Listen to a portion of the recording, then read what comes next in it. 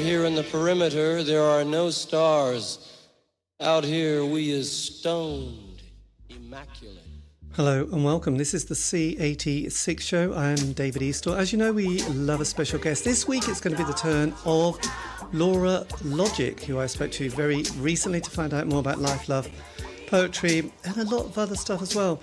He's currently in a band combo titled Essential Logic and has recently brought out a fantastic album entitled Land of Cali, but originally was in X-Ray Spex and went on to guest with various people, including the Stranglers, the Raincoats, Swell, Maps. Has done various solo projects and work over the years and has got some live dates. I will give you the link to her website and Bandcamp page in the notes below, but this is the interview, which is fantastic. So after several minutes of interesting but slightly casual chat, it was very casual, we got down to that exciting subject that was the early formative years. Lora, it's over to you.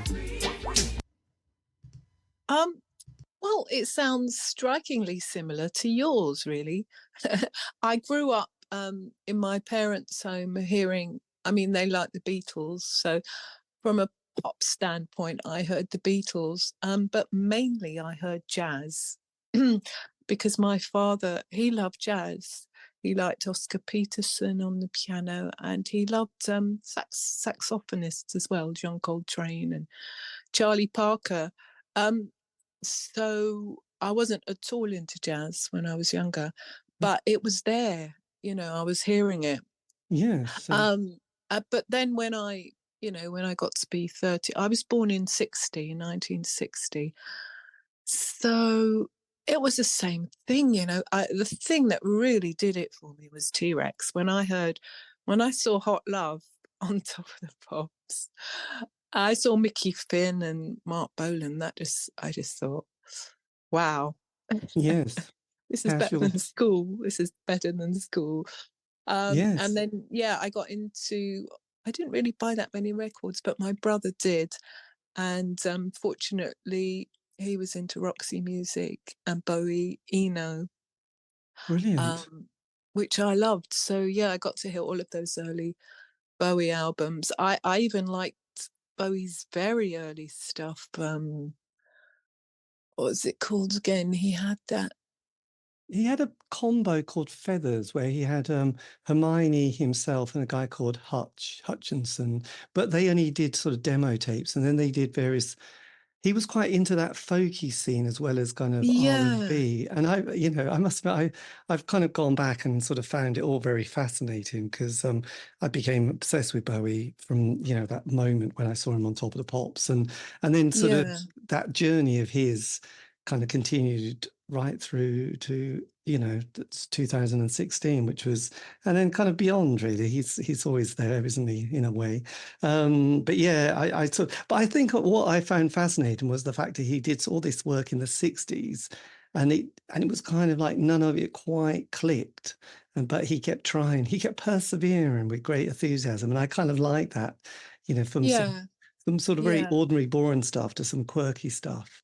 And then I like that very ordinary stuff that he did just with the guitar and the sort of crazy, sort of clownish type songs that he did. I can't remember for the life of me that very first album that I heard of his.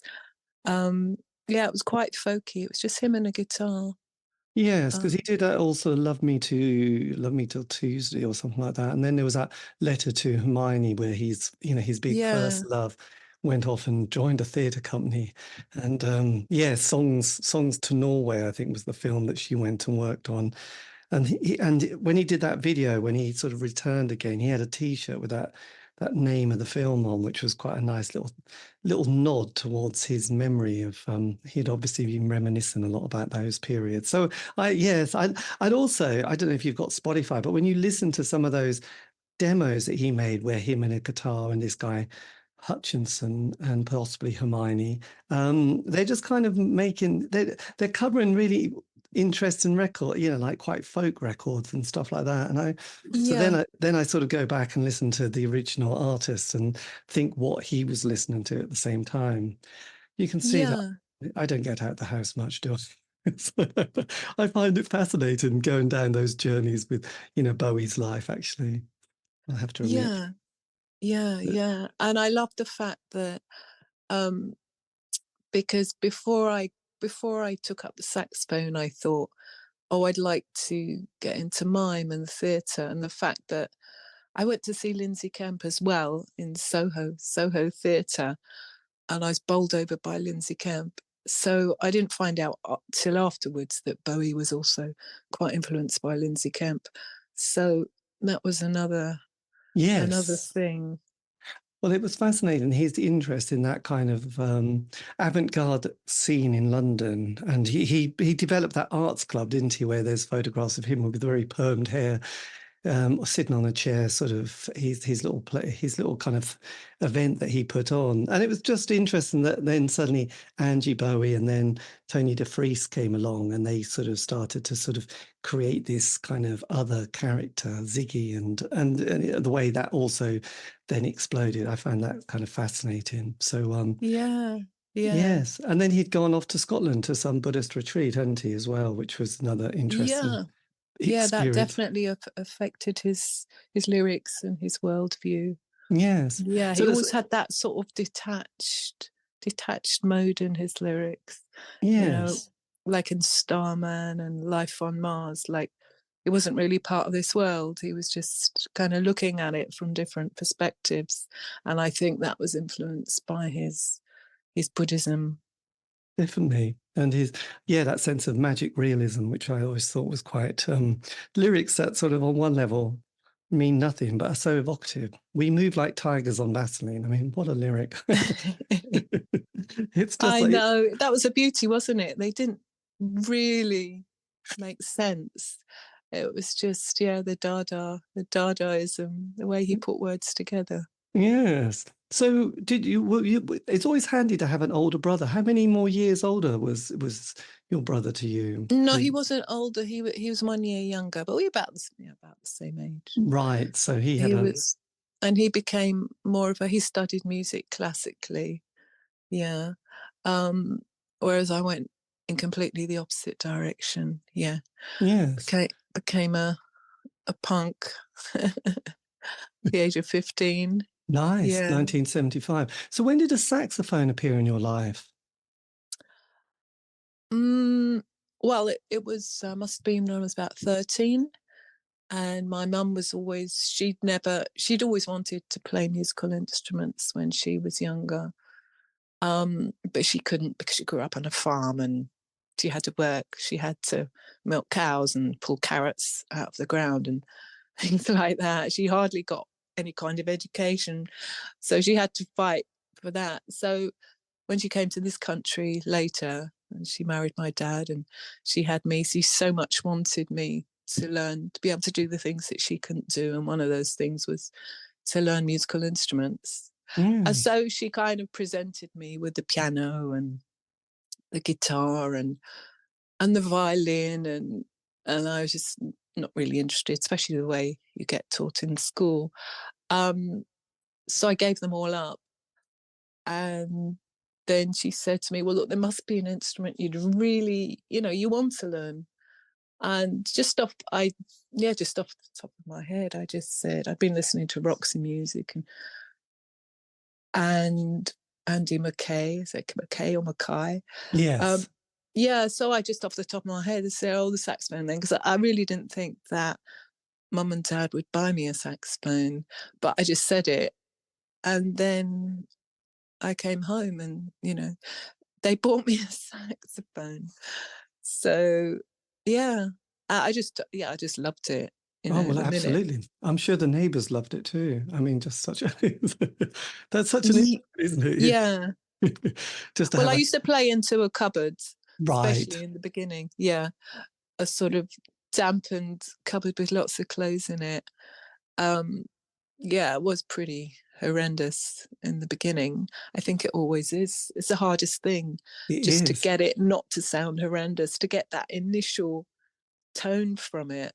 That initial sound is the hardest thing. It's funny because my daughter Marlene, who's also in our new incarnation of Essential Logic, she really wants to learn the saxophone.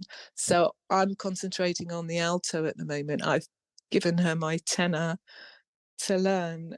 And yeah, it's such a drama. I forgot how hard it is to get a tone out of it in the beginning. Such a drama for her. Yes. She's still working on trying to get a tone out of it. Yes, that day will be magical, won't it? And when did you find out that David Bowie also was a saxophonist? Did you had you sort of realised? Had you seen a photograph of him with his magic sax? I guess so. Yeah, the pin-ups came out, didn't it? That's That right. had pin-ups, and that had that beautiful photo of him with the saxophone. Yeah, I just heard it. I mean, I didn't take up the saxophone because he played it. No, my God, And no. But he didn't actually play it that much anyway on his recordings. no. I always thought it'd be nice if he played it more, because it was so amazing when he did play it. Yes, he sort of got it on. I think it was his 1992 album, wasn't it? Was it White Noise? White Tie Black Noise, or something like that. I always get that Yeah. title slightly wrong. He goes back to his jazz. But I know I once did an interview with that Ian Anderson from Jethro Tull, and I sort of knew this story a little bit. But Bowie plays on a Steely Span track, and it was produced by Ian Anderson. So I sort of mentioned this to him, and he could remember it because it was in the mid-70s, and he needed a saxophone player because they were going to do a cover of "To Know Him Is to Love Him," which is a Phil Spector song. And he just said to David, do you want to? Could you come and just play on it? And he said, yeah. And he just came to the studio, played on that particular track, and just walked off and left. And then decades later, they bumped into each other, and Ian Anderson mentioned it, and said, I can't quite remember, but it was something like, "Oh, you didn't ask for any money or anything. That was really generous of you." And he said, "Yeah, that's fine. Don't worry about it. It was nice to come and do it." So it's always nice when I hear that song, because it's not a great song, to be honest, but it's nice to know that Bowie was there with Steely Span, which I thought was an interesting mix in 1975 myself. But yeah, I didn't know that. That is an unusual mix. I know, let's say just before they did All Around My Hat. So then when you get to 1976, you're 16. I know I'm doing the maths here, aren't I? Do you leave school at this stage? Or No, I was still, well, I was supposed to be at school. I didn't. I used to go to the common room. I was in the sixth form when I was in X-Ray Spex, and I just used to go and sleep in the common room. Right. From rehearsing, and if we had a gig, and yeah, I sort of abandoned ship in the sixth form, but yeah, I had to put in a certain amount of physical presence at school. So yeah, I was supposedly doing A levels at that time. Yes, because did you join the band like 76, and then the album came out 78? Yeah, I joined autumn 76. So actually I joined before I was 16. I was 15. I was the youngest in my year at school as well, so I was always younger than everyone else. God, that's such a wild ride, isn't it, actually? And being right there before, because every scene, has a sort of 12, 18-month kind of really good period. And then the sort of next part of it is it starts to sort of fade rather drastically, doesn't it? But to be there on the zeitgeist must have felt quite different to the latter part of the punk period. Oh, yeah. Yeah. I mean, lots of people say that punk finished when the Roxy Club closed. That's when punk ended. A lot of people say that. Yeah, that was the zeitgeist. That was the happening time. Those early months, the bands were forming at the end of 76 or during 76, and then they started playing at the Roxy early 77. Yes, and because there was quite a few singles in the charts during that time, had fantastic sax solos, didn't they? And you probably hear this every time, but we loved Jerry Rafferty, didn't we? Baker Street and had that come out by the time that you were in the band, and sort of thought, God, the saxophone is sexy, isn't it? I don't remember, but we just thought, when we were young, and the way we used to talk amongst ourselves, that all those mainstream bands were boring old farts, BOFs. So, we thought we were the only happening people, and we were creating this revolution, and the music industry was just corrupt and boring and privileged and elitist, and yeah, we weren't really concerned.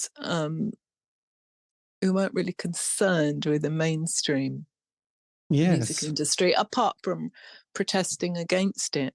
Nice.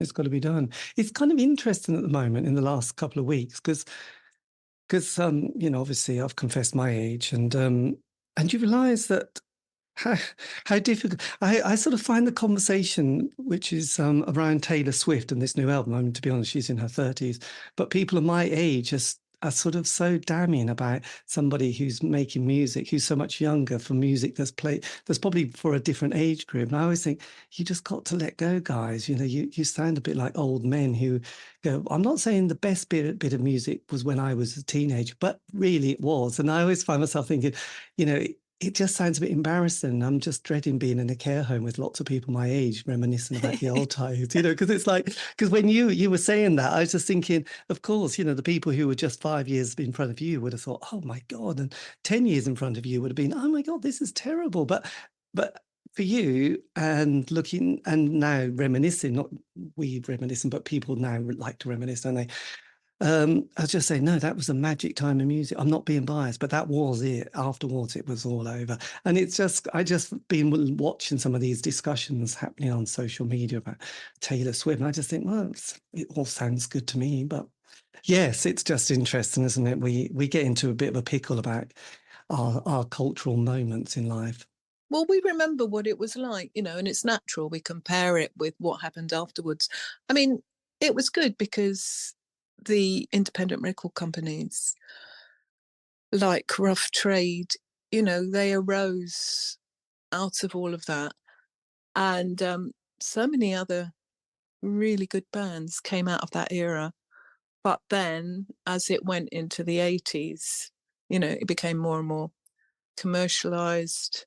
Yes. And so did probably a lot of the independent record companies, for different reasons. So, yeah, I mean, it wasn't, from the punk standpoint, it was those few months at the Roxy, but what came out of that? There was obviously lots of good things that came out of that as well. Yes. There you go.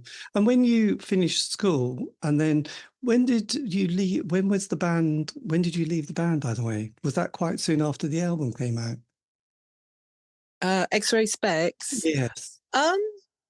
No, I left the band, it must have been about June. Without my knowledge, I was booted out. I mean, you probably know the story. But I wasn't told. They found another saxophone player to replace me. I mean, I don't want to tell that. If you already know this, no, actually, I don't really know that story that much, actually. Well, yeah, I'm always trying to tell this little story in different ways in case people have heard it before. But basically, I arranged all the songs on Germ, which came out on Germ-Free Adolescence. We played in the early set, and I arranged the parts and had great fun during my stay in X-Ray Spex. But then there was a couple of journalists, and one in particular, who said that the saxophone sound, Lora Logic, is X-Ray Spex. And that totally freaked Holly, freaked her out. There wasn't, because originally, actually, she'd only wanted some sort of backing boys. She didn't really want another girl in the band. She's a rooster, Chinese astrology. Sorry, she was a rooster. And, she liked to strut around. She didn't want another girl. She didn't want to be threatened in any way. That was her nature, and also her insecurity. because when I was with X-Ray Spex, I was completely happy just to be the saxophonist. I enjoyed that so much. She gave me one backing vocal to do, and that was it. I was never trying to compete with her, you know, for being a front woman or anything like that. But people did notice me, and if they drew attention to that, it freaked her out. Now, that was also a reflection of her mental insecurities and so many other issues from her childhood, which came to surface at the same time. So for the sake of the band, I had to go. And but it was just the way it was done, because I wasn't told about it until I rang up. We'd done quite a few gigs, and I rang the manager up and said, well, when's the next rehearsal? It's kind of strange. Haven't heard anything for a long while. And he just said to me, oh, didn't you know we've found another saxophonist? Well, how would I have known? Nobody told me. We didn't have internet in those days. We didn't have mobile phones. Yeah. So it was a bit awkward the way it all ended, and I was devastated. I was completely devastated. And they went on to use my sax lines on the album. Somebody else played them. And that was it. I never heard anything more. Oh my God. Yes, that is devastating, isn't it? My God. Yeah, especially when you're 16 and that's all you ever wanted was to be in a band, especially X-Ray Spex. And the thing is that I got on so well with Polly when I first met her. We were really, really close. And, who knows what could have happened if these issues hadn't got in the way. Yeah, but basically the band started. Oh, you've just gone dead there. To dwindle after I left, because am I here? Oh yes, there was a moment of silence. I thought, oh my God, you've gone, but you're not. You're there. Yeah, I'm here. So yeah, pretty much the band started to dwindle quite rapidly after I was given the boot, and she couldn't handle it. So then Falcon, the manager, he had to dissolve the band at a certain point, because she started to she couldn't handle it. No, God, it all unraveled so quick. That's drastic. And then yeah, that was hard. And also being so young as well, thinking this is it. At least we're going to have that 5-year narrative, aren't we? There was a classic, what I found doing all these interviews, 5 years of the 12-month honeymoon period, then the John Peel session, which is always nice, and then the first single album tour, second album can be a bit tricky, and then by the third album, it can be a bit even more tricky. But, mostly bands have 5 years, don't they, during that period? Yeah, and, it would have been nice to have had 4 or 5 years with X-Ray Spex. I mean, it's such a great chemistry. Yes, God, I know. Yeah, it's when it seems like cosmically, when the stars line up, these things can happen. And getting that to happen, though, it's an amazing moment, isn't it, really? But then you obviously got guts, because you then think, that's it, I'm going to form my own band, and this is Essential Logic comes out of this. Well, I didn't think that initially. I just thought, that's it, I don't want anything more to do with this stinky, nasty music business and these horrible people that inhabit the music business. And I put my sax away, and that was it. I just finished my sixth form, and then I went to art school. I thought maybe I'll study photography. So no, I gave up those sort of musical ideas for a few months. But I started, I joined art school in the autumn term. And then this chap, Jeff Mann, he kind of hunted me down, and he just said, he kept waiting for me outside the art school and said, oh, you were the best thing about X-Ray Spex, and you should record a single of your own. And at first I just thought, well, that's ridiculous. I don't sing, I'm a saxophonist. And I had never written a song. I thought it was a ridiculous idea, but he kept pursuing it, and he kept sort of mentioning it to me. as I would walk outside the art school on different occasions. And then eventually I was getting a bit fed up of the art school anyway. Nothing was really happening there. My mentor, my tutor, was never there for me. He was always having a nervous breakdown. So I thought, okay, well, why not? So I went home and I just wrote Aerosol Burns. And then I went to Jeff Mann and I said, look, I've got this song called Aerosol Burns. And he said, great. And he put some studio time, and I found an old X-Ray Spex band, Stuart Action, who played guitar on it. And he had a friend called Tim who played bass. And then I called up Rich T, who had also been kicked out of X-Ray Spex because his hair was too long. He was a drummer. So we got together and we just very spontaneously recorded Aerosol Burns. And then, so that was the beginning of Essential Logic. That is fantastic. And then very soon after that, you get a John Peel session, don't you? Which is always it's almost like a blessing, isn't it, from the Pope or something like that. Which is a great. Well, it's a kind of I suppose, being recognised again and sort of giving another session, which is brilliant. This is in '79, isn't it? This is the one that's just come out on the Precious Recordings of London that we love so much. So did Nick get in touch with you about sort of, how did the process come about, sort of reissuing that session that you did on the 2nd of February 1979?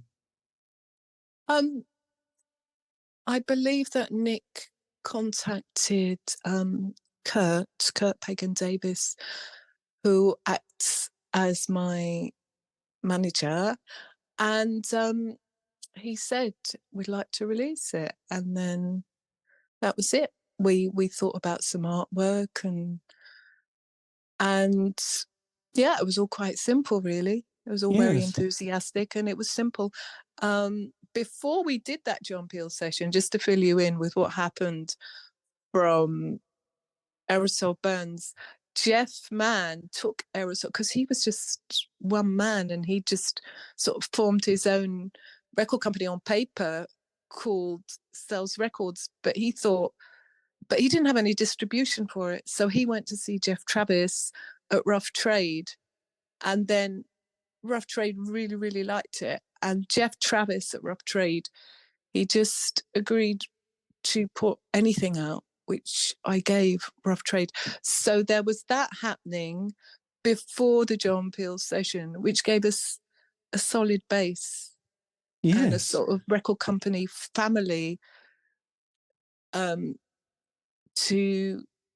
just to work with and to be part of, like a record company community. It was more like a family than a record company. So so we didn't just randomly get the John Peel session after Aerosol Burns. We'd established a base with Rough Trade Records. Fantastic. And then the second, because then you release Wake Up, don't you? That sort of comes out after Aerosol Burns. Is that right? Yeah. We Virgin Records were interested in doing something. We didn't. That was before Rough Trade. Yeah, so the Virgin release was before our connection with Rough Trade, or it had already been established before the Rough Trade connection, but nothing had come out. So we released the first EP on Virgin, the Wake Up EP.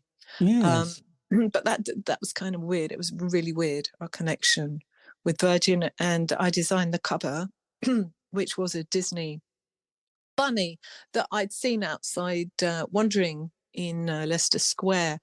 And I'd seen him wandering around. So I just took a photo of him. And then I wanted to put that on the cover of the Virgin EP. But I didn't know that he was a Disney bunny. Oh. So then that record had to be taken out of the shops and off the market because of the Disney copyright thing. Yeah. So our relationship with Virgin ended very quickly because of the cover. Yes. God, yes. I had no idea that was a Disney bunny rabbit. But that was actually somebody you saw dressed up as a Disney. Yeah, it was just this guy dressed up as Bunny wandering around Leicester Square. And I just thought he looked far out. So I took a picture of him. And I had no idea he had any connection with Disney. But then the record came out. And yeah, it was too late. And then Virgin couldn't be bothered. They couldn't be bothered to deal with it. They said no. Gosh, yeah, that's extraordinary. I mean, when you were sort of, because on that EP there was 4 tracks, 2 of them appear on the John Peel session. How were you recording material at this stage? How were you going about sort of writing stuff? Were you doing it on your own, or were you doing it with other people? Were you jamming together and seeing what came out? Sorry, do you mean on the Virgin EP? Well, just generally at that stage, writing bringing the tracks together. I just wondered how. Well, after Aerosol Burns and after Rough Trade took us under their wing and basically said, we'll put out whatever you want to give us. I thought the next step, they started talking about doing gigs and a tour. And we did in early 79, we did the first, I think this was before the Peel session. Yeah, we did the first Rough Trade UK tour of Great Britain with Stiff Little Fingers and Daniel Miller and Robert Rental. Daniel Miller went on to found Mute Records. Yes. So it was a very unusual bill. And we gigged and we gigged practically every day. And it was winter and it was freezing. We just went up and down the British Isles for, I know it was 3 or 4 weeks. And it was quite a spectacular tour. We learned a lot from that. So anyway, I realised that the action was going to be in actually forming a band. So I set about doing that. I was still living at home and I just put an advert in a couple of adverts in Enemy, a Melody Maker, and I just auditioned hundreds of musicians.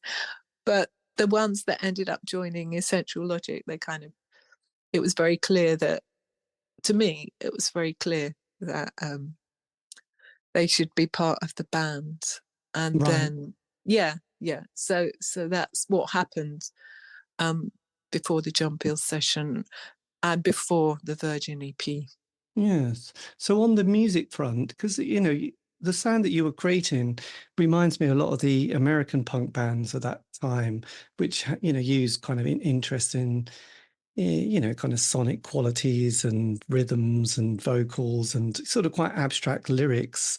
And it's very different to what punk became in the sort of 78, 79, which was all a bit shouty pub rock, really, wasn't it? The New York punk scene, there was a label called Z Records, and then, it had people like James Chance and the Contortions and, and all these kind of much more, I don't know, bit more world music vibe going on, and different rhythms and different elements and sort of instrumentation. I suppose for me, it seems a lot more, sometimes more challenging, but also much more interesting than hearing, Sham 69. I'm, nothing against Sham 69, but there's not a complexity to some of their lyrics as there, whereas some of the other sort of stuff that I've come across out of New York is like, there's some kind of tortured artists with quite a lot of ideas going on, trying to get it into a 3.5 minute record, which can sometimes work brilliantly, or sometimes think, wow, this must be good because it's really difficult, especially when you're young, and it's always good, isn't it? It's good to be challenged. So I just wondered how, when you were writing material, how you brought songs together and how that process worked. Yeah, well, because I played the saxophone, I've always been, the melodies have always been in the center for me. So saxophone melodies, saxophone riffs, song melodies, and lyrics were always, I mean, now if I write a song, and on the last album, lyrics always came first. Words have always been really important to me because, especially if you're going to play a song live, and, you're going to sing it over and over again. So I don't really like to use the word meaningful, but that's all that comes to my mind at the moment. But Yes. you know, I never wrote traditional love songs or those kind of songs. I guess the early Essential Logic songs are a bit dada. I'd like Quality Crayon, that's on the Virgin EP, and the first album, Beat Rhythm News, that was just written on the top of a bus, the number 52 bus. It was written in Willesden Green, I remember. And I just saw this graffiti on the wall as I was on the bus, and I got the title Quality Crayon, Wax OK, because I used to see this amazing graffiti, and how that expressed so much for somebody. Yes. Quality Crayon, Wax OK, paint it while you're here, paint all corners black, no way, because we need light so near. So, but I used to also put songs, words together sort of randomly. Horrible Party, that was just a conversation, different sentences that I heard from different people Yes. at a party, and doesn't really make much sense, but so yeah, not exactly. Did you ever use the kind of cut up technique of sort of changing lyrics around to see how they fitted, or bringing sort of those ideas that we saw people like Brian Eno and David Bowie use occasionally? Yeah, no, I never did that, but I would take quite a long time to settle on lyrics. So I might get an initial idea, and it might have taken, most of them, it might have taken a while to finally to decide on the final version. But I kind of know when it's right, and I can't hurry writing a song. The quickest song I've ever written was with my daughter, Skyrocket. And that's because she came up to me and she said, that was on the last album, Land of Cully. She said, Mum, let's write a song together. And I thought that was great. I'd love to do something with her. I said, okay, whatever you want to write about, let's write a song. So she went to an old scrapbook I had of bits of words and lyrics, and she pulled out a chorus: Death, it won't happen to me, I will live in eternity. And we just wrote a song together in half an hour. So that was the quickest song I've ever written. But most of the songs kind of took quite a while Yes. to write. Yeah. And when you came to do your third track release, you worked with Hugh Jones at this stage, didn't you? Were you? Oh yeah, yeah. Did you sort of, what studio did you use for that? This was the Jeff Travis, Rough Trade sent us, because Dave Anderson, I think, was an old acquaintance of Jeff Travis, and he had this recording studio in a village in Wales called Foal Studios in the middle of nowhere. And I think they were looking for new bands just to come and use it.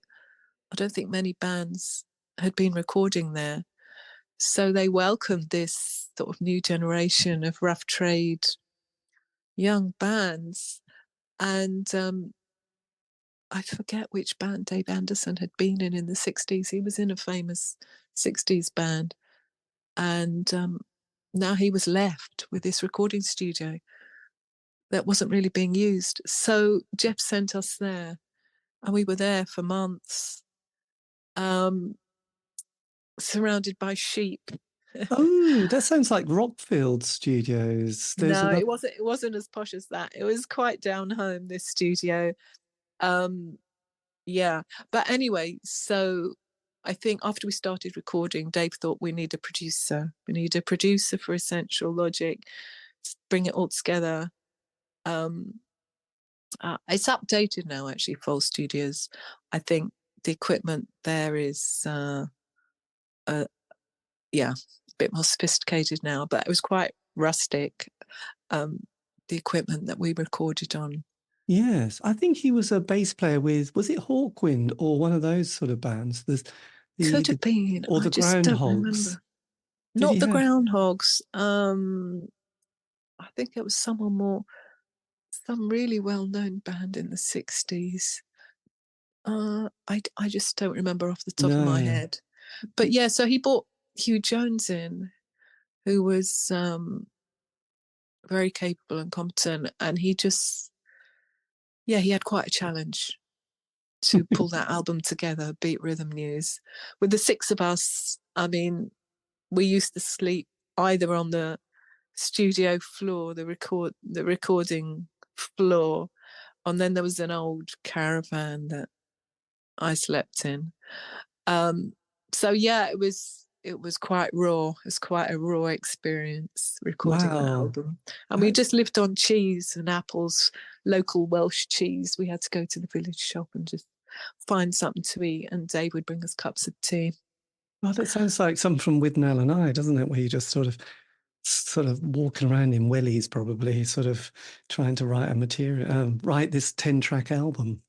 Yeah, well, the songs had already been written and we'd been playing them like anything. We played them all on the UK, the Rough Trade, the first Rough Trade UK tour, and we gigged a lot before we went into the studio. Rough Trade, there was never any shortage of gigs. We were playing sort of 3-4 times a week, all over the place after the tour as well. So we knew the songs very well before we went in to record them. Yes, God, that's amazing. And were you pleased with the final results? Was it something that at the end of it you thought, I'm pleased with that, or was it sort of a sense of mixed emotions?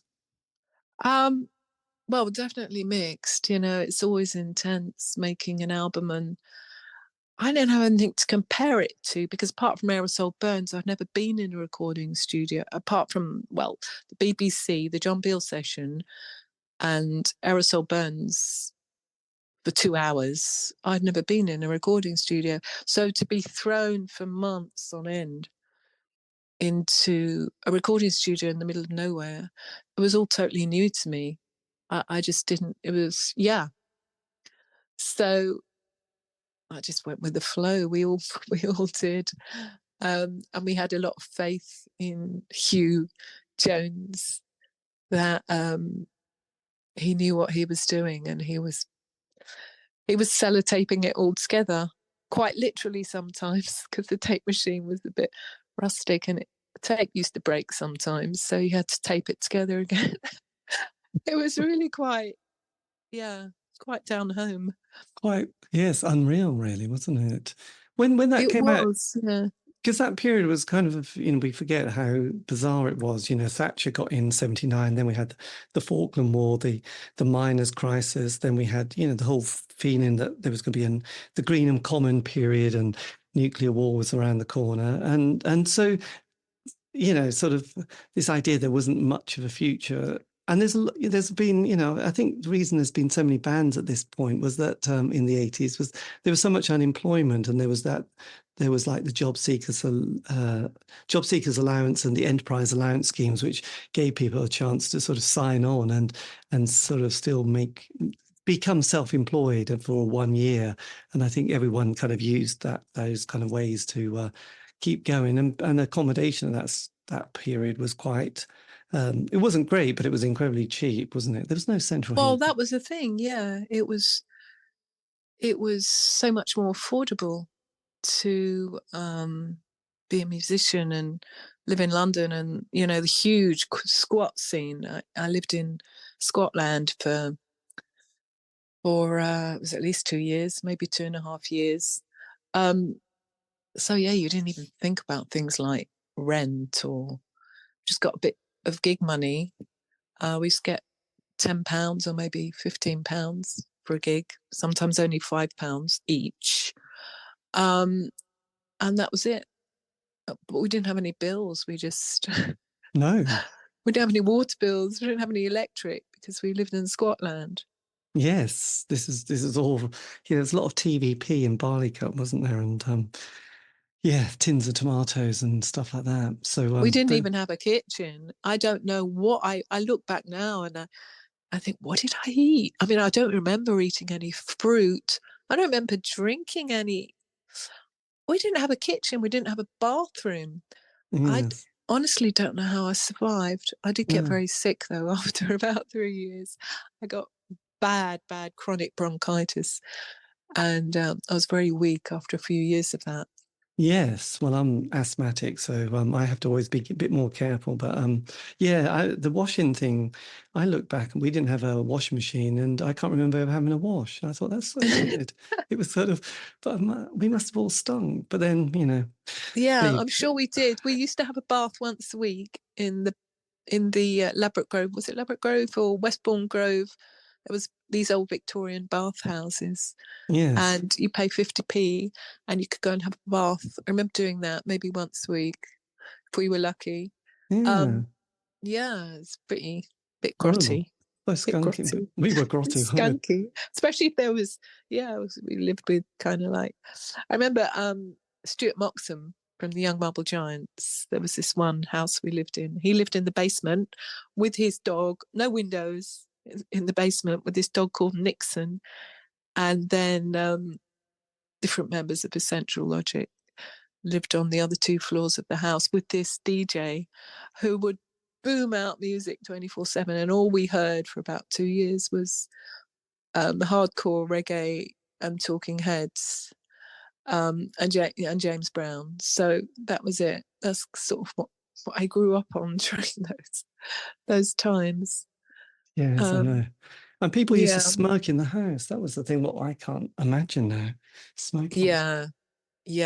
It's just disgusting. Just weed and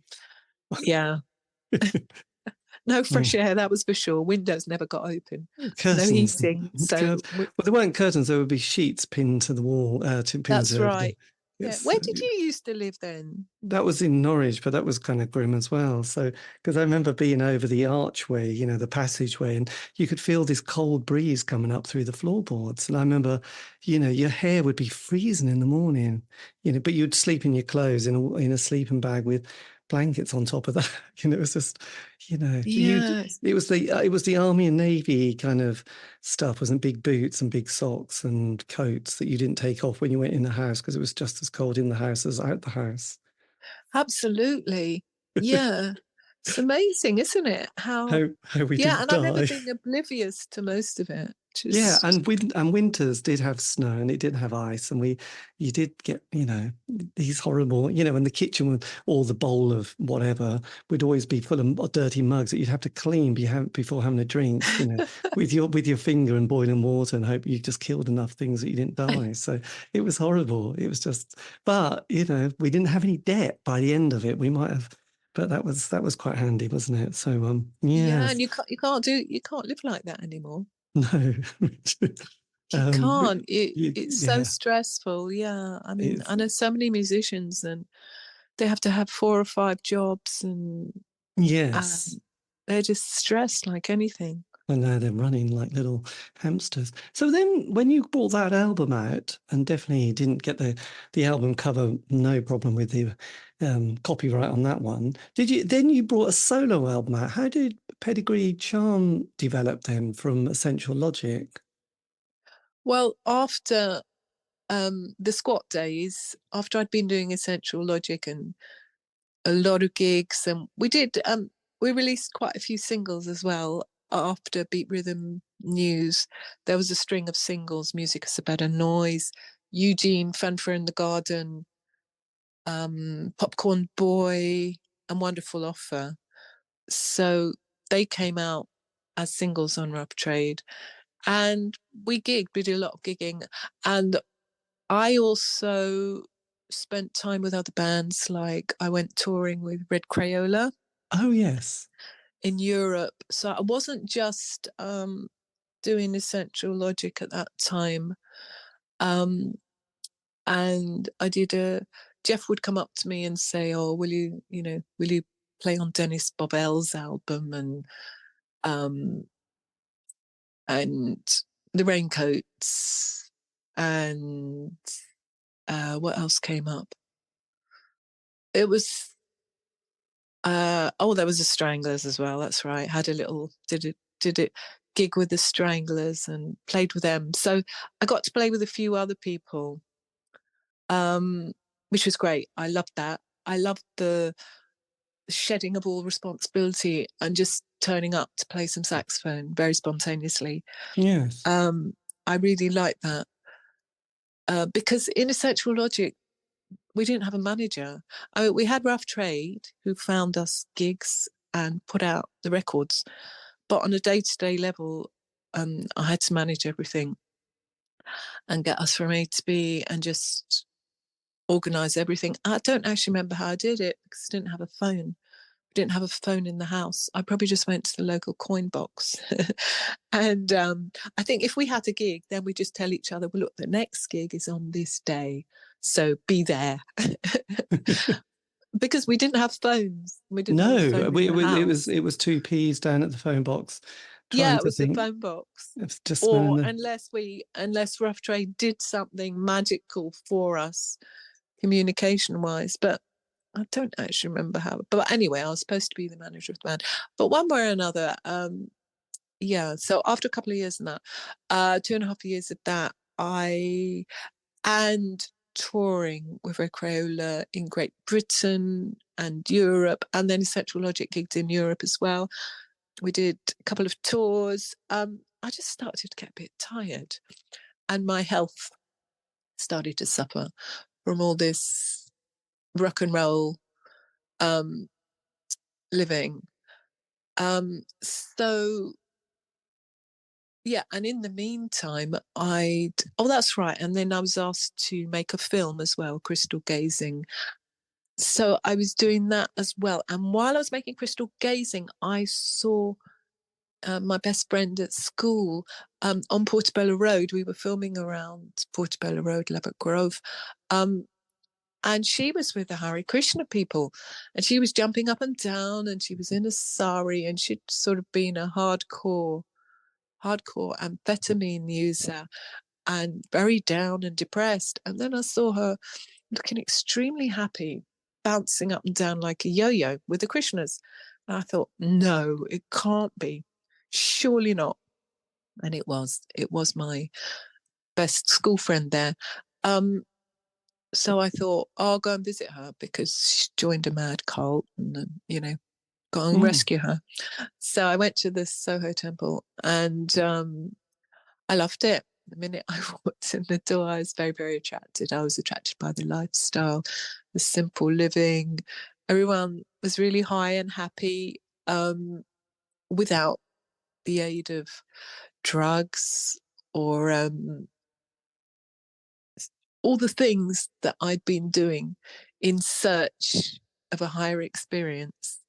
I could see they were really having that. Yes. And they weren't coming down from it. It was just a very attractive lifestyle. So gradually, I started to study the ancient wisdom of the sages, the Vedic wisdom, originating originally from India. And my friend, she just, she shared with me so many things. And then, so at that time I just thought, I don't want to. I need a change. I can't do the band anymore. I want a change. And I want to go try living like these people. So that's what I did gradually. But in the interim, I dissolved Essential Logic. But I'd already had written some songs for a solo album. So Jeff said, why don't you record that? And he'd found some underground space in Brixton. It was some space which belonged to This Heat. And he introduced me to Charlie Hayward. So at the same time, I sort of became involved with recording Pedigree Charm. And I'd visit the temple at lunchtimes for lunch, for the free vegetarian lunches, and pack my pockets full of sweets and halva and then bring that back to the studio. So that was it, really. Oh, that's perfect. Yes, I remember going to Glastonbury and going to the Krishna. Yes, it was always nice to join the Krishnas, wasn't it, when they were sort of walking around and just chanting and singing. And I was involved with a group in the 90s, and I remember the Krishnas set up they came and sort of ran the cafe, and it was always a nice vibe. And in the evenings, there was always lots of chanting. I love chanting, actually. It's such a meditative thing, isn't it? In drumming, and just kind of Yeah. and just feeling very blissed out and relaxed, because there's no kind of the ego and the competitiveness of life seems to have vanished. But there's something about that kind of simple chanting that just feels quite, holistic. Well, it's just like, it's a free spiritual connection. So yeah, and Krishna's the name for the supreme person. It's the, God's got many names according to time and circumstance, but there's one God and he's got different names: Buddha, Allah, Jehovah, Krishna. But because if God really exists, then if you're going to call out his name in a mantra, he's going to be there. If it's real, if he exists. So when you chant that, it's a transcendental experience, and it just takes you out of the temporary zone and connects you spiritually. So it's wonderful. I mean, I still chant. Yes. I've chanted my whole life, really, since I met the Hare Krishna devotees, and I lived in the temple for 2 or 3 years, different temples. Been to India a lot. So it's just part of my life. It's like food. It's like eating or sleeping. Well, yes, Yes. I bet your diet and your nutrition was well improved of living in the temple, by the way. Yeah, well, just the whole lifestyle, just from going to bed at 2 or 3 in the morning to getting up at 3:30 or 4 in the morning. It was a bit of a shock, actually, on my body. When I did move in, I did have strange withdrawal symptoms. I was in a daze for weeks and weeks with the new lifestyle, and because I used to smoke quite a bit, different substances, and just giving that up, and the body had to acclimatize. Yes. I was very spaced out when I first lived in the temple. They said I was the most spaced out candidate they'd ever seen. Oh, because I was about to say, I'm sure they're used to that, but no, you went in at number 1, as they said in Top of the Pops. Yes. But I loved it because I wasn't Lora Logic there. I was just another soul in this world, and that was really refreshing as well. Just just not having to worry about being Lora Logic. Nice. The ego gets replaced with something a bit more grounded, which is essential in life, isn't it, really? So you were sort of around 25 then, weren't you? So that was quite a big cultural shift. So then I was about 23 when I moved in. Yeah. But I finished recording Pedagogy Charm, and that was quite an evolution for me, recording that. And the best thing about it was working with Charlie Haywood and Philip Legg and Ben Annesley, because they're just such awesome musicians. And at the time, after I'd recorded that, I just thought, well, this is just a bit of an odd record, and I don't know what's going to happen to it. Maybe it won't even get released. It was just recorded on our 8-track tape machine with some very minimal ropey gear, but we put so much time and dedication into recording it. And it was just very different. We had no expectations for it, but the result was just so unexpected. And Jeff Travis liked it. He really liked it. But at the time, I just thought, this is just a bit odd. Let me just change channel now and go and do something else. But now when I hear it, I think, wow. It's quite special. Yes. God, that's fantastic. And then do you, for the 80s, for the rest of the decade, do you then sort of focus on your spiritual path and continue on that route, or do you sort of veer off again before sort of the mid-90s? So yeah, I moved into the temple when it was after Pedigree Charm, so I guess I was about 22, 23. It's all very vague. Yeah, and I moved into Soho Street, a very small temple, and I stayed there for a while. And then someone told me one day, it was after a few months, they said, "Oh, did you see Polly?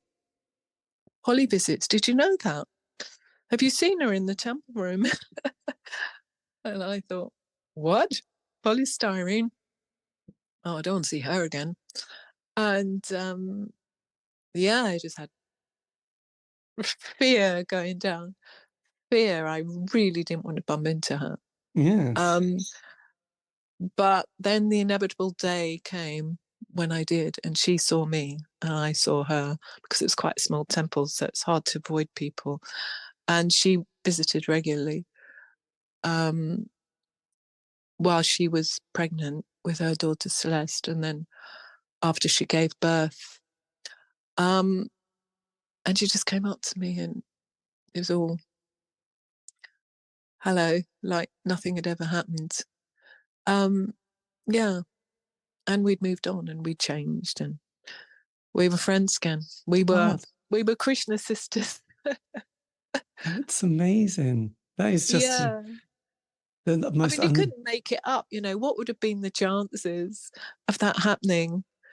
Yeah, and plus her best friend, Yashoda, had moved into the temple, and my best friend had moved into the temple as well. So weird, I mean, I don't believe that anything's an accident. Everything's meant to be. But it was a funny time. And had she stopped making music as well during that latter half of the 80s? Had that sort of become something that she had moved away from as well? Before because she also moved after she had her child, Celeste, she moved into the temple because she was struggling. She was really struggling to bring up a young baby, and she'd have very severe bouts of bipolar disturbances. So she thought if she moved into the community, we actually moved to Worcester at that point, after she had her baby, and I helped out with her baby. There was a large community of Krishna devotees in Worcester, so we lived there, we stayed there, and so she had some support in Yes. bringing up her young child. And there was a little recording studio there, and we had this idea to form a band called Juggernaut, and we put together a little Krishna band, and we played at Glastonbury Festival one year. There's a really funny video of that on YouTube, and she did 3 of her songs, I did 3 of mine, and then another reggae artist called Keishi, he sang 3 of his. So it was quite an unusual set, but it was a lovely thing to do. Yeah, and one of those songs actually that she wrote, and I helped her record a basic version of it, was Prayer for Peace. So that always left a big imprint on my mind, that song, such a beautiful song. Yes. And so the original version was recorded in that small recording studio in Worcestershire, and then she released a version of that. We recorded it on Conscious Consumer, and then I released a version of it on the last album, Land of Kali, produced by Youth. So there's been a few versions of that song, but that's where the song was written. Yes. And when did the idea come to do the Conscious Consumer album? When did this was in the 90s? Yeah, that was much later. I think she was going through a better patch with her health, a better patch, and she had a few songs she'd been writing over the years. And she just rang me up out of the blue one day, and she said, I hadn't spoken to her for a while because we used to go, after we moved, I only lived in the Temple about 3 years, and she probably just stayed 1 year. And then she moved out. But through all that time, there were long periods when we became good friends again when we were living in the Temple, but then she'd have bipolar phases, and she'd be very abusive towards me, not just me, but other people as well. And so I had to disconnect from her when she was going through phases like that. So we weren't always on talking terms, but it'd been a while we hadn't spoken. I had a 4-year-old at the time, my first child, and she rang me up and said, we got the studio book. There's a new album. Come play sax on it. A new X-Ray Spex album. So I thought, yeah, I'm always out for another X-Ray Spex album. And I just thought, well, if it doesn't work out, I'll come home again. She'd come and stay with me. She had a London flat at that time. And we'll record it. And I didn't hear the album or anything in advance. She said, Crispian's going to play on it from Kula Shaker, and Paul Dean, the original X-Ray Spex bass player.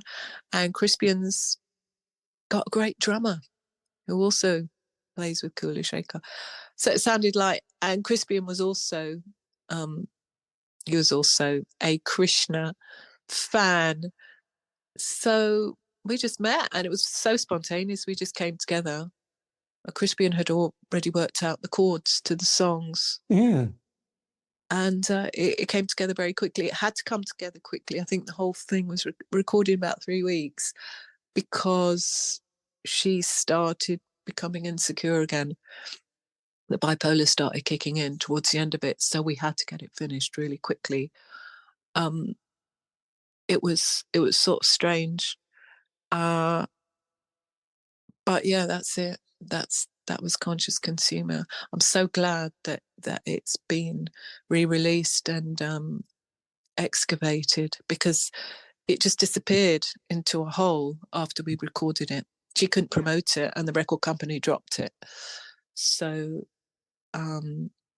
yeah, it's lovely to see it resurrected. Yes, yes, everything's getting kind of mined at the moment, isn't it? People are sort of fascinated with this kind of period, the 80s and 90s especially, or these kind of amazing records and bands that slightly just, there were other things going on probably at the time, and I can understand why things a little bit lower down didn't quite get the attention. But then you think, oh no, that seems a bit strange. Things got missed. So yes, that must have felt. So did you have kind of mixed feelings after that release, with it just disappearing like it did, but sort of coming to fruition so quickly? Well, to tell you the truth, I think we all thought, well, it's business as usual, because Holly was always up and down, and you never really knew what to expect. So we weren't really surprised in one sense. Of course, there was some disappointment there. We'd all put our hearts into arranging the songs and recording them, and we very much enjoyed. It was amazing to be with Paul again and to play with Crispian. He's such an awesome guitarist. And I'd first met Crispian when he was very young, when he was only 12 or 13. I first saw him play. I'd known him when he was younger. So it was a very nice experience to make that album together. Yeah, it was sad that it couldn't, because we were hoping to play gigs and do something with the new music, which didn't happen.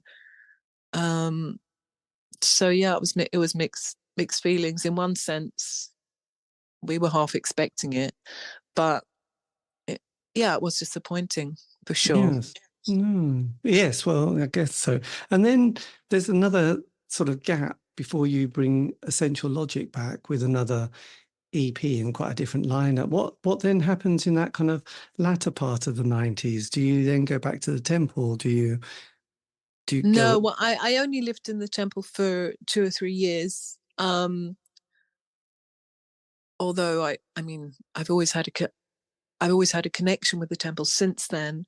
But well, I was a mum, I was mainly a mum. For let me see, I was still recording with my first child, but when the second child came along, it was very hard to do anything else. Because I was 39 and I had my second child when I was 39, which was quite exhausting, as I think any older mum will attest for. So the last recording I did was in 98. I recorded an EP with Gary Valentine from Blondie, Dave Farron from Bad Manners, and Nick Pretzel, who was a friend of Dave's, and a keyboard player. So we recorded those 4 songs. Barbie. On the internet. You know better than I do, yeah. On the internet, Barbie on the internet, because we've had quite a few EPs re-released digitally lately, so I'm trying to get my head around them. So we recorded those 4 songs.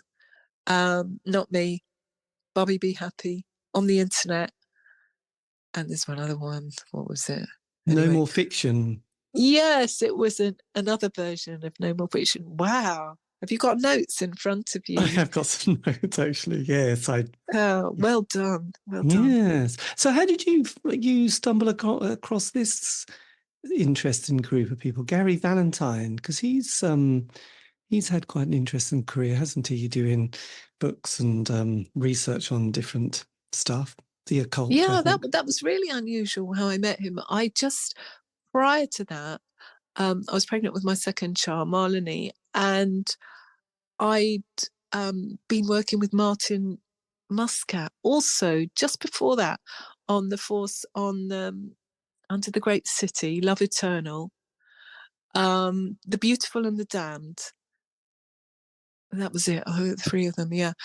And he introduced me to Gary Valentine. So those 2 sets of songs were recorded quite closely together. Completely different songs with completely different musicians. So yeah, they just came about. And then after that, I didn't do anything for 2 decades after I had Marlene. Yes. Yeah, I was fully engaged. Yeah. Yes, well, no, not surprised. Then sort of lockdown came. So was the next kind of release the album that came out about 2 years ago? Yeah. What, you mean The Land of Cully? Yes. So what happened was Marlene grew up. She became a teenager, and she said, "For goodness sake, Mum, you need to start making music again." And she opened up an Instagram account for me. I didn't even know what Instagram was. I didn't really know what Facebook was. I just heard about it. And I was hardly on a computer. I really didn't know too much about the internet. So she opened up this account, and then from the first post, I just got all these messages. "Oh, Laura, you're back, and still listening to Pedigree Charm and Beat Rhythm News." And I thought, what? People still remember me. So it was really nice. Yeah, it was nice to be on that channel again, because that's my nature. I love to make music, and it was nice to be past the mummy phase. Yes. So she very much encouraged me. And then at the same time, I met an old musician friend called Helada, who's a brilliant keyboard player. And she said, yeah, this is a great idea. So you're going to start making music again. And I got a friend who lives around the corners, got a home recording studio called Jorge. Come on, let's go round. And we just went round and we started recording the first song on the new album, which was Mother Earth. Right. Yeah, because I had the lyrics. I'd been working, I hadn't stopped working on kind of like lyrical ideas, which I had in a big folder. So it just came from that. The musicians were just there, and it just sort of, it was the right time to make a new album. Yes, because it's got, I mean, it's, you know, it's got a lovely sense and a lovely kind of narrative. It flows beautifully. The track listing of it is just stunning. And tracks like Never Know, I just thought was stunning. I listened to that today several times. So Oh, I'm happy you like that one. That's probably my favorite. We played that live. We played it live on Saturday, and you know, because it's very slow. It's a very slow song, but even live, people really like that song.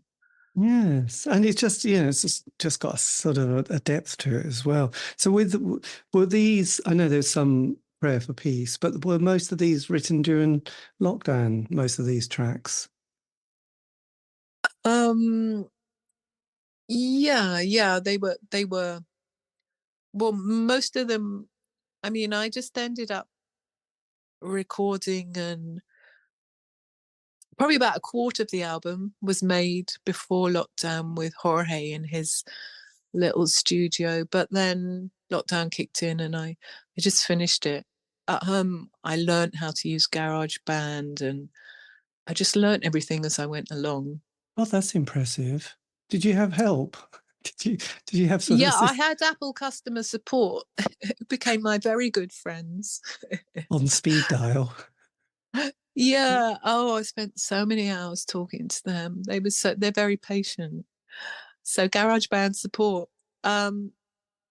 Yeah, I just did it slowly at my own pace, and that's what I really liked about it. I could record 60 saxophones, and plus Youth had already said he'd produce it before lockdown. I just sort of gate crashed around his house one day. I'd never met him before, but I knew that he'd produced Polystyrene's last album, and plus he loves Krishna and he loves mantra, and he spent a lot of time in India recording in, you know, Buddhist monasteries, and I knew we'd have a lot in common. So someone said to me, why don't you ask Youth to produce your album? Because I'm starting again after so many years from scratch. And so I just went to see him with a few very basic ideas, and I played them to him. And he really liked them. And I said, oh, I suppose I'm going to have to re-record these all properly with a decent microphone. And he said, no. They're really nice just as they are. I don't want you to change what you've done. You like that sort of raw feel. So then just one by one, each song I would send to Youth and his engineer, who was an amazing lady called Natalia. And she'd had a lot of experience working at Abbey Road. Very young and very talented. So by phone and computer, she taught me and gave me so much feedback as I was recording the songs. And I'd send them off one by one when they were finished. And then at the very end, lockdown ended, and I got together with Youth for a few days, and we just finalized everything, mixed and produced the album. And that was wonderful, so wonderful to work with Youth. Yeah. And get that all done. So this is on Hiss and Shake Records. Is that a label that you set up, or is that I've never come across Hiss and Shake before? Hiss and Shake is a track on Pedigree Charm. It's one song on that album. Yeah. It was just because I had no idea what I was going to do with this album or who was going to release it. starting from scratch after so many years, and rough trade wasn't what it used to be. And so Celeste, Polystyrene's daughter, she gave me some good advice, and she just said,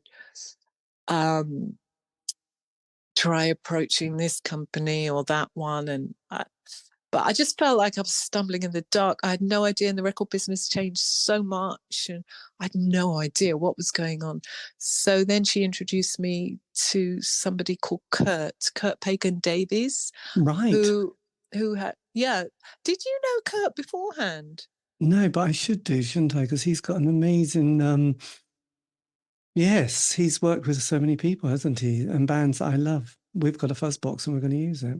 So, yes. Oh, right. Yeah. Well, he's just this incredible person. So I met him with Celeste, and Celeste said, look, will you help Lora? And I had no idea how he's going to help me or what he was going to do. But so they suggested, why don't you just release everything and set up your own record label, Hiss and Shake, which was relatively simple, and Cargo can distribute it, because he'd been working with Cargo previously. So that's what we did, and he suggested to release a box set, because there'd been a lot of recordings over the years, and they'd all ended up on a compilation CD released by Kill Rock Stars at one point. All of them, all the songs, 45 songs, even some songs that I just recorded on a 4-track cassette recorder in my bedroom. Everything ended up on this CD. It was before I sold my sax and went to India. Kill Rock Stars just approached me and just said, can we have everything you've got? And I didn't really care at that point. I just gave them everything, and they stuck it on a CD. So Kurt thought, let's unravel it all. It's all mushed together. Let's unravel it all and put it on different albums, where each album, where the songs sit together separately on 5 albums. So it was everything was released as a box set with the new album Land of Cully, in a box set called Logically Yours. Oh, that's so brilliantly compiled, isn't it? It's beautiful. I mean, and the artwork, Kurt was just been such inspiration, and he's been so involved with the whole project. So I'm very grateful to him. He's I'm not really surprised. My God, he's got organising skills, hasn't he? Which we can just be envious about. I think he's good on Excel spreadsheets, isn't he? I bet he loves his spreadsheets. He's done really good. Did this come out vinyl and CD or just vinyl? What you mean, the new album or the Logically Yours? Yes. No, it just came out as a limited. Well, I'm sure they'll repress it when all the box sets go, but it came out just on vinyl. But people have been asking if it will come out on CD. Let's see what happens. And a beautiful booklet, a biographical booklet, an interview with Zoe Howe is incorporated, inside the box set. It's lovely. It's got these beautiful. It's just beautifully presented. A big booklet with lovely photos from the past, and a sort of biography of my musical life. So it's been very nicely, beautifully put together. And then you had the Precious Recordings of London, sort of bringing your John Peel session, which must be really nice, because again, I got a copy of it, and that's got some nice. Are they photographs or postcards? I can't remember now. But there's some artwork included in that release, isn't there? Yeah, they're little postcards. It's so beautifully done. Little postcards. It isn't it? It's Nick really. Nick's very precious. He is, and I just think people like that, because the work that one person has to do, And you think, wow, that is amazing. That's dedication. That's beyond the call. He deserves an awful lot, doesn't he? I know it's because one of the songs that just jump in slightly in my timeline, but I remember Boy George brought out this fantastic song called "Bow Down, Mister," which featured an awful lot of it was a Harry Krishna song. Can you remember that appearing in the charts and on Top of the Pops? Because I do. Yeah, I do remember being on Top of the Pops, because that's the only time I ever was on Top of the Pops. Oh, you sung on it? Yeah, I was on Top of the Pops singing that, and on the Michael Parkinson show and another kids show, and we did another show as well. Can't remember which one. But yeah, that's the only time I've ever been on Top of the Pops, so that was quite fun. Yes, we had a lot of fun jumping up and down with Boy George. It was just a great song, and I remember getting the album because I think because of that track, I just thought, God, this is so brilliant. I didn't really It is, and you've got Lata Madeshkar, with her ethereal, unique, pure voice on it as well. It was so amazing to bring her onto that recording. Yes, I know. Because she's probably the most famous classical Indian singer of all time. So to have her on there as well. Yes. And before that, there was the famous NME cassette that came out, C81, wasn't there? And I think you're on it as Essential Logic, but were you also on it with Red Crayola? Red Crayola, yeah. Milkmaid. So you featured on that one as well. Was it Milkmaid or was it Born in Flames on that cassette? Have you got it there? I have got it here, but I don't even have a copy of it anymore. It got stolen. Oh, that was this one is Milkmaid. This is the track. Oh, okay. Milkmaid. Oh yeah, that's a funny song. And your fanfare in the garden as well. So right. So that was yes. Everyone loves C81, don't they? Because it's quite an eclectic little mix of little bits and pieces, featuring people like John Cooper Clarke and Ian Dury and Subway Sect and all those kind of very groovy people, which is all very good. So, so are you enjoying playing live again and sort of getting out there, meeting the public? Oh, I can't tell you how much I'm enjoying that. Especially after having recorded the new album, and so many bands feel the same way. I just not having performed. I mean, we did a gig at the Punk Rage and Revolution Festival in Leicester last summer in August, and that was the first gig that the current incarnation of there's 3 of us in the band, or 4 when Marlene sings with us, but that was our first gig, and it was just like being reborn. It was amazing. That's really what I'd like to focus on now. Is playing live. And we've got a tour with Penetration coming up, apparently in November. So this is Glasgow, Manchester, Birmingham, London, and Brighton. November. There you go. Yeah, and then we've got Rebellion Festival. And another thing I'm really excited about is, I can't say too much at the moment because it's full of so many incredible surprises. We have a remix album of The Land of Kali coming out soon, with awesome remixes. Oh, so I'm really excited about that. Do you have quite a few different people remixing? Yeah, we have. Every track has a different remixer. That's fascinating, isn't it? There's quite a few names in there as well. Quite a few surprises. So I don't know if I'm allowed to say anything, but it's going to be amazing remix album. Yeah, it'll be interesting to hear what they do with certain songs, won't it? It'll be really interesting. It's so interesting. I sort of heard them one by one as they came in, and it's just so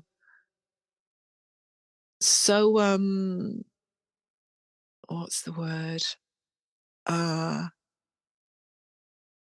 visionary, really. The way that they've heard the original songs and their interpretations of those songs. They're not superficial. They're all very visionary in their own way. It's just, I feel very honoured that they've put their hands to remix the songs. Yes. How does that process work? Do you give them files, or do you give them? Yes. They get the stems. They get the individual stems of the original songs, and then they do as they want with them. Yes. And generally, without giving any names away, did they go sort of overseas? Were you having people Oh, from? yeah, they've gone overseas. God, that is Yep. fascinating, isn't it? It must give you a bit of a tingle thinking about what's happening to your It's so material. exciting that such talented artists would, interpret these songs in the way that they have. There's so much variety on the album. And they're so different to each other, the way they've approached them. And infectious, really infectious. There's a lot of dance. There's a lot of dance beats on there. God, that's going to be amazing. When's that hopefully coming out? Quite soon, as soon as the logistics are sorted out. Yeah, quite soon. Kurt knows what's going on. But yeah, the artwork's been done, and we've had a test pressing, so there'll probably be a single off it first. Yes. Yeah, there'll be a single. And you said it's a 3-piece with occasionally, I think, your daughter. Who were the other live band? Yeah. Yes. Who are the other 2 members? So we have 2 very talented musicians. One, Danny Nellis, and the other being Gwen Reed, who is classically trained, and she plays bass and she sings. She plays a double bass. She also plays an electric bass. And then we have Danny, who plays guitar, keyboards. He does lots of things on stage. He mixes. He's great with wizardry and effects. It's quite an unusual chemistry we have. We played at Dingwalls just last Saturday, the 3 of us, because my daughter's not here at the moment. But when she is here, she's going to join in. And she has an awesome voice. You can hear her on the album. She sings on Never Know. Quite a few songs. You know, that beautiful, haunting vocals in the background. That's Marlene. She's singing there. She sings on quite a few songs. So she's going to be joining us, which is lovely. Oh, that's going to be very exciting. Are you then tempted to think about writing new material for your next release? Is there sort of work in process or ideas floating about at the moment? Yeah, I do have songs that wouldn't fit on the Land of Cully, so I've got a backlog of songs that would have fit quite well on the Land of Cully. But no, I've done 1 or 2 bits of recording for other people. I often get asked just, to play sax on. I recorded with John Robb. There was that Christmas song, The Ghost of Christmas Past, which came out last December, and that was a song which he sang with Polystyrene. And we did a remix. Youth produced it. We did a remix. They wanted me to add saxophone on it so that it would have sax on it. So I did that. I do 1 or 2 sort of saxophone bits here or there. I'd like to do more, but I'm just limited by time. And yeah, I'd like to start recording more music. Last few weeks just been rehearsing for the gig, and just been spending quite a lot of time getting this new live band together, which has been foremost on my mind. It's a lot of responsibility, isn't it? There's quite a lot to put yourself through, I would imagine. It is. It's really intense. It's really intense. Yeah, and things aren't what they used to be, as I'm sure you know. Yes. Playing live. And yeah, just trying to make ends meet. It's also, a struggle financially to get yourself off the ground, and it's a different climate, as I'm sure you know, for musicians now.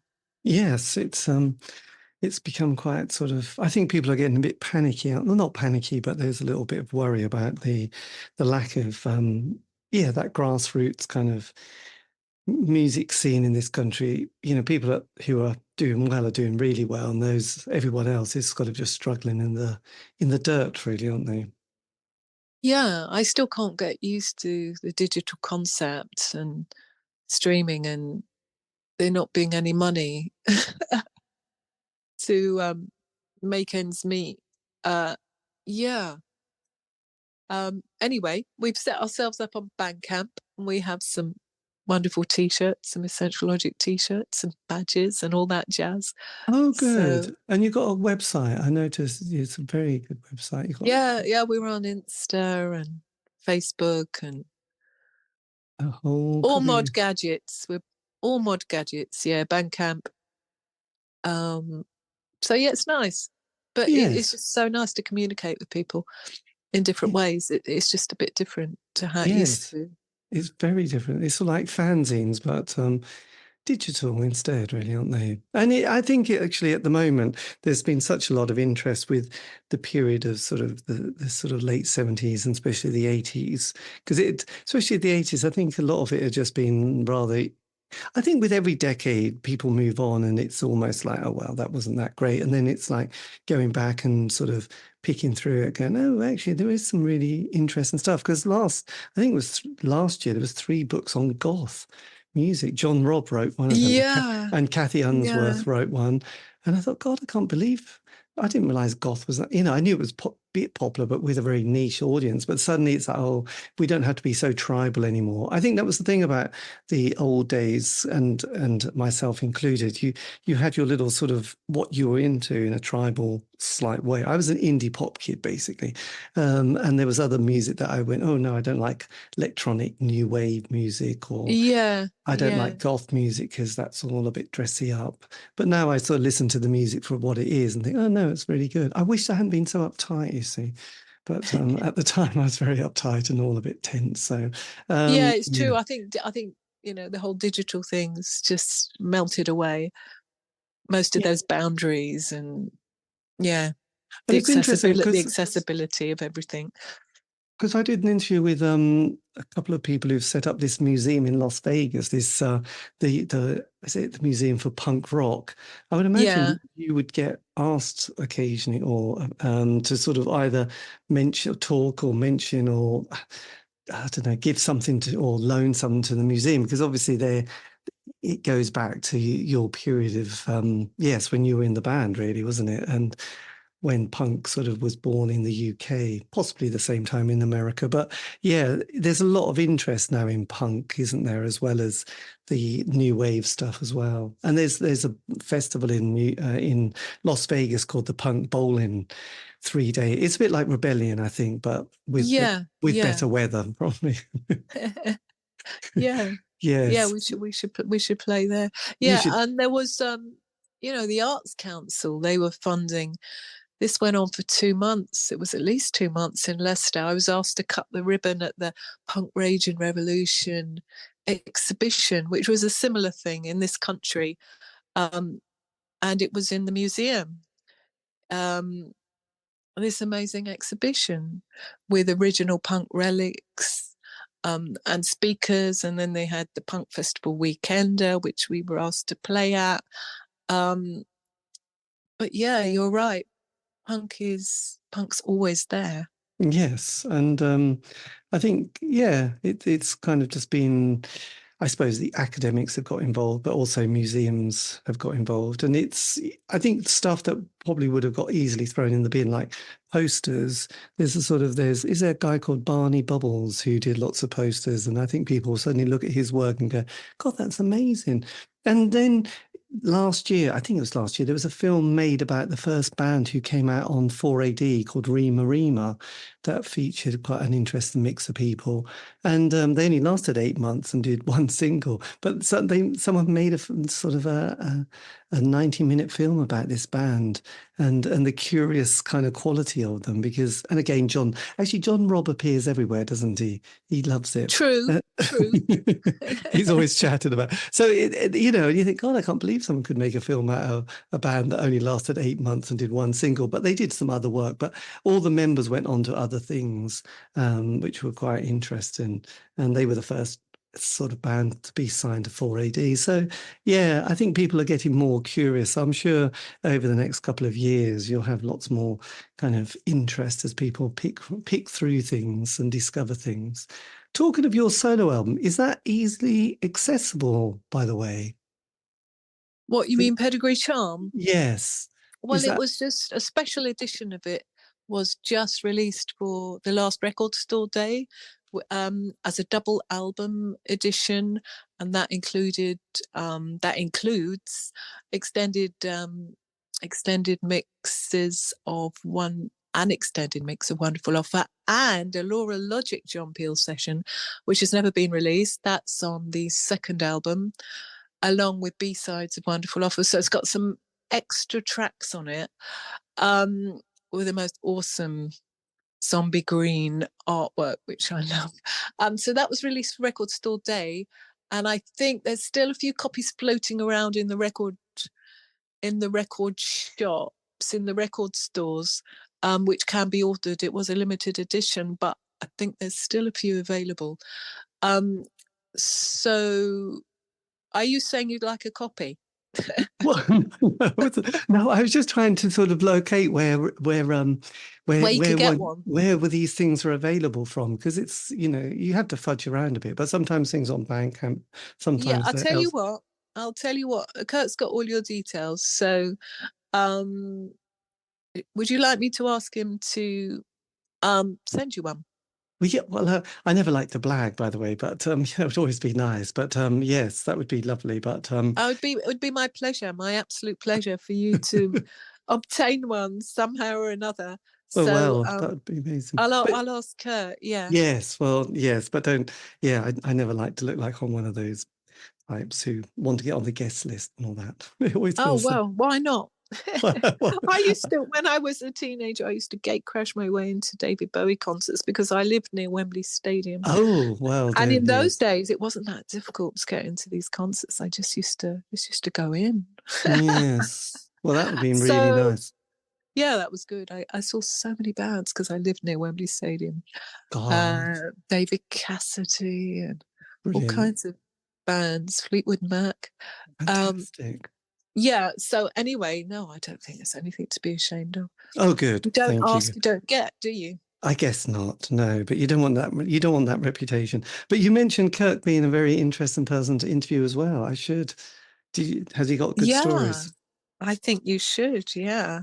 Okay, well, you should. I'll pluck up courage. Yes. Oh, look, oh, yeah. And just lastly, I mean, if you could have whispered something to your 16-year-old self, some brilliant bit of advice or some little, I don't know, yeah, just like words of wisdom. Is there anything in particular you would have thought, yes, I would have told that 16-year-old self, even if they ignored it, because let's face it, when you're 16. But yeah, I just wondered, with your decades of experience and different avenues that you've been down. Oh, that's such a difficult question. Advice to my 16-year-old self. Yeah. So, I think it would have been just kind of self-confidence and self-esteem messages.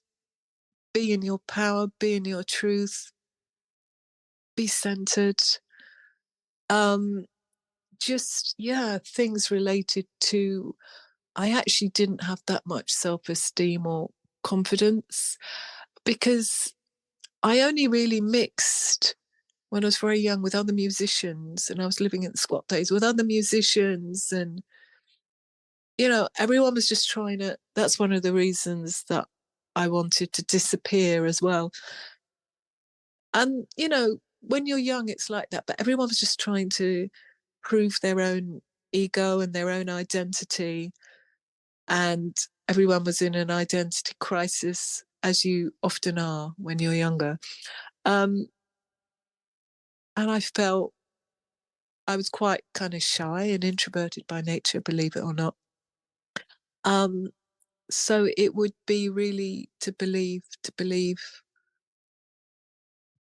in my own capabilities more, because I believe that everyone has got genius. It's just finding what you like to do and having confidence to do it, whatever that is. And everyone's got something to contribute, and everyone is a genius in some respect. Yeah, so it would have been just to believe in myself more, and not feeling that I'd have to prove myself by looking a certain way or speaking a certain way. And it would be self-acceptance, self-esteem issues, I think. Yes, it's exhausting, all that. It's like, it's very Yeah, I mean, I time-consuming. used to go to like parties, and there'd be like Nana Cherry would be there, and all these big extrovert characters. And I just left, to be honest, because I felt such a superficial atmosphere with being in it. I mean, Rough Trade was nice because it was quite down home, and most of the artists were quite sort of humble and down to earth. But I just couldn't cope with the ego trips No. at a certain point. And yeah, yeah, I'm just thinking out loud and mumbling. Yes, well, that's what I do most days. But but look, thank you ever so much. This has been amazing. I'm so pleased that you yes, gave me the time for this. Yeah, Oh, well, massive thank you so much. appreciate. It's really been you know, an interesting dialogue. Thank you so much. It's Yeah, been well, such a thank you. long And if you conversation as well. yes, it has. But yeah, if you want, I can always send you the recording as well, and you can always use it on your any of your places that you have that you might go, oh, you might want to hear this. But otherwise, that's I'll send it to Kirk as well, so he might. Send it to Kurt and to me if you like. Yeah. Yes. Okay. Look, have a lovely rest of the evening, and hopefully the weather's going to be brighter and warmer, and spring is here. May, hurrah! So there you Yeah. go. Out of interest, do you normally release the whole conversation, or do you edit it, or Well, what happens? well, mostly I do, because people quite like kind of hearing the whole thing. They get quite fascinated with bits and pieces. So I do normally, I do edit some for the radio, which I use, but then I also have it all as well, because then people can, yeah, kind of hear the whole sort of scenario, and it's quite groovy, I hope. Anyway, yeah, if that's all right. But yes, that's it I really. don't mind. Do what No. you want. Indeed. But look, thank you ever so much, and yes, have a lovely summer. We're all optimistic now, aren't we? The sun's You here. too. Yeah. Yes. Take care. Yeah. Okay, you too. And thank you very much. And Hare Krishna. Yes. Yes. I was going to say something like Om Shanti, but I don't know if that would be what?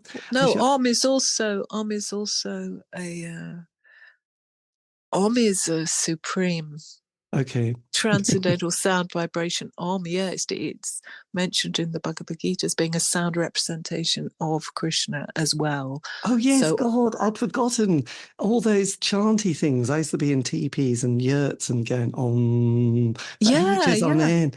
Oh God, yeah, you I brought remember that. doing that at school, you know. I went to a party, a party of this, and the girl who was having the party, she said, right, we're all going to sit down now, and we're going to hold hands in a circle, and we're just going to chant Om. And it was, most of us were quite drunk, but it was an incredible experience. It really Yes. was. But it was years after that I heard the Hare Krishna mantra. But yeah, Om is also very powerful. Yes, absolutely. Yes, no, it's It's nice to be grounded. It's the most important thing. There you go. Yeah, something that we can take with us, beyond this life. Beyond, I know. Go and look at the Milky Way. It always gives you a sense of place and space. Yeah. Kind of. Yeah, well, look, thank you ever so much and take care. And hopefully, yes, hear more material soon. But anyway, look, I'll let you go to bed. Thank you for your enthusiasm and your encouragement and your awesome questions. Oh, thank you. Okay, take care. Thanks again. And you all too. the best. Bye-bye. I'll say Bye. Bye. Bye. And that, dear listener, is the end of the interview. A massive thank you to Lora Logic for giving me the time for that interview. Delightful in so many ways. So, yes, as I mentioned at the beginning, hopefully you're still paying attention. But she has got a very good website and Bandcamp page, I do believe. So I'll put those in the links below and I'll put them in the notes below. And this has been the C86 Show, David Eastaugh. If you want to contact me, you can on Facebook, Twitter, Instagram, just do C86 Show. And all these fascinating interviews have been archived. Aren't you lucky? So you can find those on Spotify, iTunes, Podbean. It's true. Have a great week. Stay safe.